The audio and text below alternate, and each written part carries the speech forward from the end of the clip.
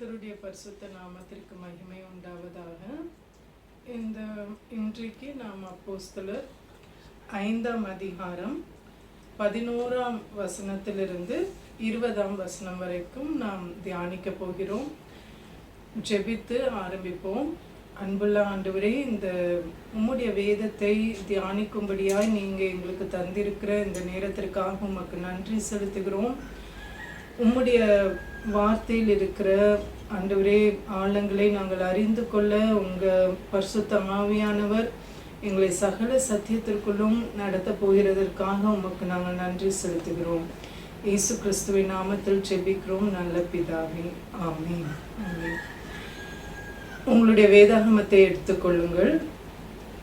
நம்ம அப்போஸ்தலர் 5ஆம் அதிகாரம் 1ஆம் பகுதியில் முதல் 10 வசனங்களை நாம் தியானித்தோம். அதற்கு தொடர்ச்சியாக நாம் இன்றைக்கு தியானிக்க போகிறோம். 11ஆம் வசனம், சபையார் எல்லாருக்கும் இவைகளை கேள்விப்பட்ட மற்ற யாவருக்கும் மிகுந்த பயம் உண்டாயிற்று. ஒரு கணவனும் மனைவியும், அனனியா சப்பீரால், அவங்க 2 பேரும் அவங்களுடைய வீடு நிலத்தை விற்று கொண்டு வந்து அப்போஸ்தலருடைய பாதத்தில் வைத்த பொழுது அவங்க முழு தொகையை வைக்காமல் ஒரு பகுதியை வஞ்சித்து வைத்தார்கள் என்று நம்ம பார்த்தோம். இது நிமித்தம் அவங்களுக்குள்ள அவங்க 2 பேருமே மரித்து போனார்கள். அப்போ அதை கேள்விப்பட்டு எல்லா ஜனங்களுக்குள்ளும் மிகுந்த பயம் உண்டாயிற்று. 12ஆம் வசனம், அப்போஸ்தலருடைய கைகளினாலே அநேக அடையாளங்களும் அற்புதங்களும் ஜனங்களுக்குள்ளே செய்யப்பட்டது. எல்லாரும் ஒருமனப்பட்டு சாலமோனுடைய மண்டபத்தில் இருந்தார்கள். அப்போ கர்த்தர் அப்போஸ்தலருடைய கைகளினாலே அநேக அடையாளங்களையும் அற்புதங்களையும் செய்தாரு. அப்புறம் எல்லாருமே அவங்க ஒருமனப்பட்டு யார் யார் இயேசு கிறிஸ்துவை விசுவாசித்தார்களோ, அப்போஸ்தலர் மூலமாய் பரிசுத்த ஆவியானவர் பேசின ஜீவ வார்த்தைகளை யார் யார் விசுவாசித்தார்களோ அவர்கள் அப்போஸ்தலருடனே சேர்ந்து கொண்டார்கள். அவங்க எல்லாரும் என்ன பண்ணாங்க, ஒருமனப்பட்டு சாலமோனுடைய மண்டபத்தில் இருந்தார்கள். அந்த எருசலேம் தேவாலயத்தின் போர்ட்டிகோ தான் சாலமோனுடைய மண்டபம். 13ஆம் வசனம், மற்றவர்களில் ஒருவரும் அவர்களுடனே சேர துணியவில்லை, ஆகிலும் ஜனங்கள் அவர்களை மேன்மைப்படுத்தினார்கள். அப்போ அப்போஸ்தலர்களை குறித்தும் அவர்களோடு இருந்த ஜனங்களை குறித்தும் எல்லாரும் ஒரு மேன்மையான எண்ணத்தை வைத்திருந்தார்கள். 14ஆம் வசனம், திரளான புருஷர்களும் ஸ்திரீகளும் விசுவாசம் உள்ளவர்களாகி கர்த்தரிடமாக அதிகமாய் சேர்க்கப்பட்டார்கள். அப்போ ஜனங்கள் கர்த்தருடைய ஜீவ வார்த்தையை கேட்டார்கள். அப்போஸ்தலர்கள் அவங்களுக்கு போதித்தாங்க. இன்னொரு காரியம் என்ன நடந்துச்சுன்னா, அற்புதங்களும் அடையாளங்களும் நடந்தது. அப்போ ஜனங்கள் அவங்க பேசின வார்த்தைகளை விசுவாசித்து கர்த்தரிடமாக அதிகமாய் சேர்க்கப்பட்டார்கள். நம்மளுடைய வாழ்க்கையில கூட நம்ம யாரிடம் நாம் சேர்கிறோம், நம்மளுடைய ஐக்கியம், நம்மளுடைய குறிக்கோள், நம்மளுடைய லக்கு, நம்மளுடைய முயற்சிகள் எல்லாமே அனுதினமும் கர்த்தரை நாம் கிட்டி சேர்வதற்கான செயல்களை நாம் செய்ய வேண்டியது அவசியமா இருக்கிறது. 15ஆம் வசனம், பிணியாளிகளை படுக்கைகளின் மேலும் கட்டில்களின் மேலும் கிடத்தி பேதுரு நடந்து போகையில் அவனுடைய நிழலாகிலும் அவர்களில் சிலர் மேல் படும்படிக்கு அவர்களை வெளியே வீதிகளில் கொண்டு வைத்தார்கள். அப்போ அந்த நாட்கள்ல படுக்கையா இருந்தவர்களை அவங்க என்ன பண்ணாங்கன்னா, அவங்க படுத்திருந்த படுக்கையோட கட்டிலோட கொண்டு வீதிகள்ல வைத்தார்களாம். எதற்காகனா, அப்போஸ்தலனாகிய பேதுரு நடந்து போகும்போது அவருடைய நிழலாச்சும் பட்டு அவங்களுக்கு சுகம் கிடைக்கணும் அப்படிங்கிறதுக்காக. 16ஆம் வசனம், சுற்று பட்டணங்களிலும் இருந்து திரளான ஜனங்கள் பிணியாளிகளையும் அசுத்த ஆவிகளால் பாதிக்கப்பட்டவர்களையும் எருசலேமுக்கு கொண்டு வந்தார்கள். அவர்கள் எல்லாரும் குணமாக்கப்பட்டார்கள். ஹல்லேலூயா.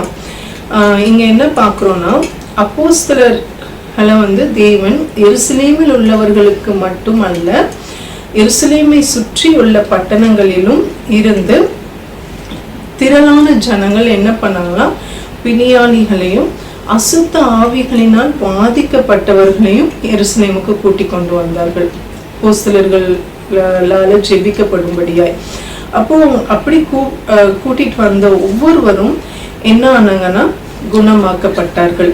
யாருமே வெறுமையாய் அவங்க வந்த வண்ணமாய் திரும்பி போகவில்லை. 17ஆம் வசனம், அப்பொழுது பிரதான ஆசாரியனும் அவனுடனே கூட இருந்த சதுசேய சமயத்தார் அனைவரும் எழும்பி பொறாமையினால் நிறைந்து, 18ஆம் வசனம், அப்போஸ்தலர்களை பிடித்து பொதுவான சிறைச்சாலையிலே வைத்தார்கள். இப்போ என்ன நடக்குது அப்படின்னா, இந்த ஜனங்களுக்குள் இருந்த அதிகாரிகள், அதாவது பிரதான ஆசாரியன், அப்புறம் அவரோட கூட இருந்த சதுசேய சமயத்தார். சதுசேய சமயத்தார் யாருன்னா, அவங்க மரித்ததுக்கு பின்பாக ஒரு வாழ்க்கை இருக்கிறது, அப்புறம் தெய்வ தூதர்கள் இருக்கிறாங்க அப்படிங்கிறத அவங்க நம்பாதவர்கள். அவர்களும் ஆசாரியர்கள் தான், ஆனா இந்த காரியங்களை அவர்கள் விசுவாசிப்பதில்லை. அப்ப இவங்க எல்லாரும் அப்போஸ்தலர்கள் மேல பொறாமை கொள்கிறார்கள். ஏன்னா ஜனங்கள் எல்லாரும் இவங்க மேல ஒரு மரியாதை, அவங்களுக்கு முக்கியத்துவம் கொடுத்துட்டு இருந்தாங்க. அப்போ அவங்களுக்கு என்ன பயம் உண்டாச்சு அப்படின்னா, அவங்களுக்கு கிடைக்க வேண்டிய மரியாதையும் ஜனங்களுக்குள்ள இருந்து கிடைக்கக்கூடிய கனம் எல்லாமே அப்போஸ்தலர்களுக்கு ஜனங்கள் அவங்களுக்கு மட்டும் செலுத்த ஆரம்பித்து விடுவார்களோ அப்படிங்கிற பயம் அவங்களுக்குள்ள இருந்தது நிமித்தம் அவங்களுக்கு பொறாமை உண்டாச்சு. அதனால அவங்க என்ன பண்ணாங்கன்னா, அப்போஸ்தலர்களை பிடித்து பொதுவான சிறைச்சாலையில வைத்தார்களாம். 19ஆம் வசனம், கர்த்தருடைய தூதன் ராத்திரியிலே சிறைச்சாலையின் கதவுகளை திறந்து அவர்களை வெளியே கொண்டு வந்து, 20ஆம் வசனம், நீங்கள் போய் தேவாலயத்திலே நின்று இந்த ஜீவ வார்த்தைகள் எல்லாவற்றையும் ஜனங்களுக்கு சொல்லுங்கள் என்றான். இங்க என்ன பார்க்கிறோம் அப்படின்னா, அவங்க அந்த ஜனங்களுக்குள் இருந்த அதிகாரிகள், பிரதான ஆசாரியன் என்ன பண்ணாங்க, சதுசேய சமயத்தார் அப்போஸ்தலர்களை பிடித்து அவங்க பொதுவான சிறைச்சாலையில அடைத்து வைத்துட்டாங்க. அன்னைக்கு ராத்திரியே கர்த்தருடைய தூதன் அந்த சிறைச்சாலைக்கு வந்து அவர் என்ன பண்றாருன்னா, சிறைச்சாலையின் கதவுகளை திறந்து அவங்கள அப்போஸ்தலர்களை வெளியே கொண்டு வந்து அவங்களுக்கு ஒரு கட்டளையை கொடுக்கிறார்.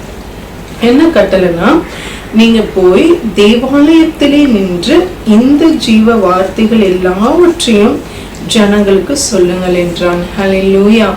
அப்போ நீங்க போய் தேவாலயத்துக்கு போங்க, அங்க போய் நீங்க என்ன பண்ணுங்க, ஜனங்களுக்கு ஜீவ வார்த்தைகளை சொல்லுங்கன்னு சொல்லி கட்டளை கொடுக்கிறார். இதுல நாம் முக்கியமாய் கற்றுக்கொள்ள வேண்டிய ஒரு காரியம் என்னன்னா, நாம் தேவனிடத்தில் சேர வேண்டுமானால் அவருடைய வார்த்தை முக்கியம். அதே போல தெய்வ பிள்ளைகளோடு நாம் கொண்டிருக்கிற ஐக்கியம் முக்கியம், சபைக்கு போகிறது முக்கியம். இந்த பகுதியில இதைதான் நாம் அதிகமாய் கற்றுக்கொள்கிறோம். நாம் ஜெபிக்கலாம். ஆண்டவரே, நீங்க எங்களுக்கு கற்றுக் கொடுத்த இந்த உம்முடைய வார்த்தைகளுக்காக நன்றி செலுத்துகிறோம். அப்போஸ்தலர் நாட்களிலே ஜனங்கள் நீங்க அப்போஸ்தலர்கள் மூலமாய் பேசின உம்முடைய ஜீவ வார்த்தைகளை விசுவாசித்து உம்மிடமாய் சேர்க்கப்பட்டார்கள் என்று நாங்கள் தியானித்தோம். நாங்களும் ஒவ்வொரு நாளும் எங்களுடைய வாழ்க்கையிலே ஆண்டவரே உம்மிடமாய் நாங்கள் சேர்க்கப்படுவதற்கு என்னென்ன காரியங்கள் செய்யணுமோ, உம்முடைய ஜீவ வார்த்தையை தியானிப்பதும், உம்முடைய பிள்ளைகளோடு ஐக்கியப்படுவதும், சபைக்கு போகிறதை ஐக்கியப்படுவதை விட்டு விடாமல் இருக்கவும் எங்களுக்கு கிருபை கொடுங்க தகப்பனே. உம்முடைய வார்த்தைகளை எங்களுக்கு கற்றுக் கொடுத்ததற்காக உமக்கு நாங்கள் நன்றி செலுத்துகிறோம். இயேசு கிறிஸ்துவின் நாமத்தில் ஜெபிக்கிறோம் நல்ல பிதாவே. ஆமென், ஆமென்.